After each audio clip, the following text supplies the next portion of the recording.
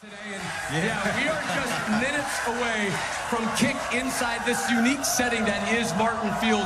Behind us, Lake Michigan, just a Brady Quinn deep ball away from us, just right over there. It is such a gorgeous setting for college football. Oregon, they have been knocking at the door of a national title, coming up painfully short a few times, including a loss in last year's college football playoff quarterfinal against the #1 ranked team in the country, the Ohio State Buckeyes. And what Oregon has done lately reminds Mark of his freshman and sophomore years in Tuscaloosa. Just like Oregon. I remember my freshman year. I could directly relate to this. We went 12-0. And we went to the SEC championship game, Coach Myers Gators. We lost to them. We watched them go on to win the national championship. It motivated us. We learned that how to finish games. The next year, we went 14-0, won the national championship. I won the Heisman. So last year, Oregon, they went undefeated, won the Big Ten title, but in the game that mattered the most in the playoffs, they lost to Ohio State. And they watched them go win the national championship. This year, it is their year. They know how to win. They believe they can win. They know they're supposed to be here. Hey, Matt, to win a national championship, there's no way around it. You have to win the line of scrimmage. We played at Ohio State. We played Oregon in the national title. Historically, the Pac-12 back in the day had smaller linemen. They had great skill. We played Oregon. They had great skill, but so did we. We knew we could dominate them at the line of scrimmage. That was the history. That has all changed with the 2025 Oregon team. How about this, Matt? They had, in 14, only 10 guys over 300 pounds. They have 25 now. Average weight of the interior D and O linemen in 14, 300. Now it's 325 pounds. They are big cats inside the interior and offensive defensive line. And they're good. This all stems from Dan Lanning, his personality. He's injected a toughness around this culture. I would have loved to play for this guy. He's outstanding. And everything we've talked about, the ingredients of a great football team. Can you win at the line of scrimmage? Can you win a track meet? Do you have a quarterback? Do you have the talent, Brady?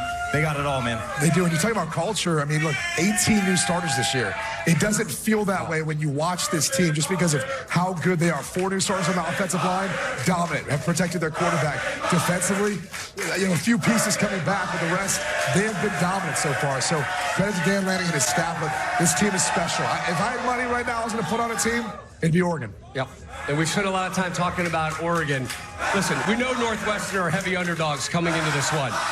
Let me just remind you, this is college football. Go back last year, #5 Notre Dame lost to a 28-point underdog in Northern Illinois. I'm sorry. That's all right. I'm going to take a shot at him, too. Vanderbilt stunned #1 Alabama, who were 23-point favorites. And then here in the Big Ten, of course, sorry, Coach, Michigan slapped #2 Ohio State, despite the Buckeyes being favored big time.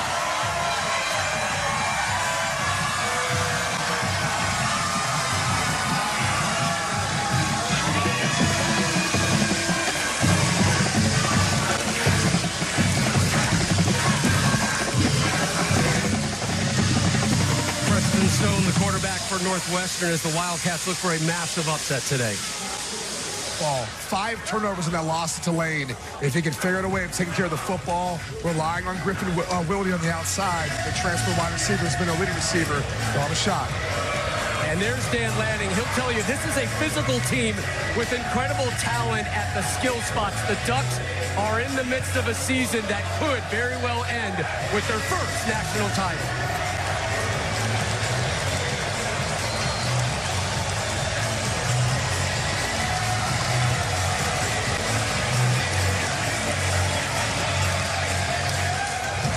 It's the Ducks and the Wildcats, and it's live on Fox. We take you inside Martin Stadium for the call.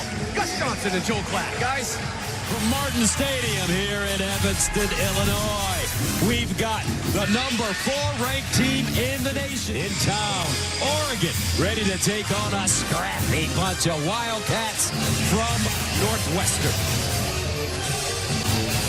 Hi, everybody. I'm Gus Johnson along with my quarterback, Joel Klatt. And welcome to Evanston, folks. Let's start with Oregon. What a season they had last year. They won the Big Ten regular season, the Big Ten championship, advanced to the college football playoffs. This year, they lose their quarterback, Dillon Gabriel. He left. He's with the Cleveland Browns. They've got a new quarterback, who, by the way, folks, is from Detroit. Dante Moore. I knew What you'd up, get that in Doe? there. That's right. That's right. I love this guy's talent, man. I've been looking forward to covering this team and more specifically this quarterback for a long time. Dante Moore looks like he's going to be the next elite quarterback in our sport. He's got a great arm. He can threaten every blade of grass. They're talented just like a lot of Ducks teams have been.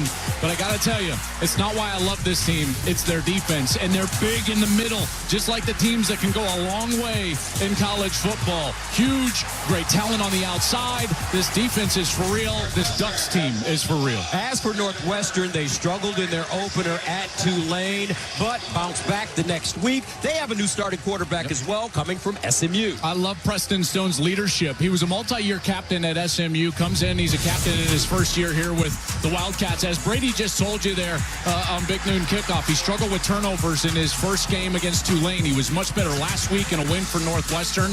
He has to take care of the football so they can hold the ball, shorten the game, and keep it away from the explosive Ducks if Northwestern wants to have the upset here on their home stadium. By the way, how cool is this? Oh, this is the best. This is pretty we cool, got a man. nice piece of video to show you in a second, folks. Meanwhile, talking about captains, time now to join our captain, third member of our team on the sideline. We call her the AAG, the All-American Girl, Jenny Tabb. Well, guys, thank you. And as you guys pointed out, look, Oregon has made it look easy the first 2 weeks of the season, scoring a total of 128 points on offense. I asked Coach Lanning, what is the secret? And he said strength in numbers. Right now, he has so many good players, and he is not afraid to use them. 77 guys played against Montana State, 81 against Oklahoma State, and a lot of that depth is actually in the running back room. Oregon lists 7 backs on their depth chart.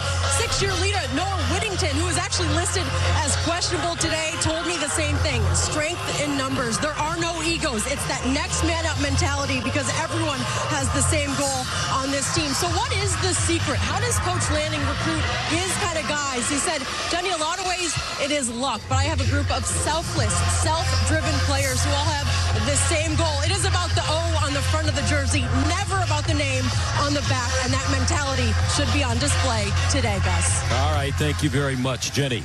Great weather right now, folks, but it didn't start like that this morning. 68 degrees, nice and cool. Sun trying to poke out here on the banks of Lake Michigan. But check out what happened earlier this morning.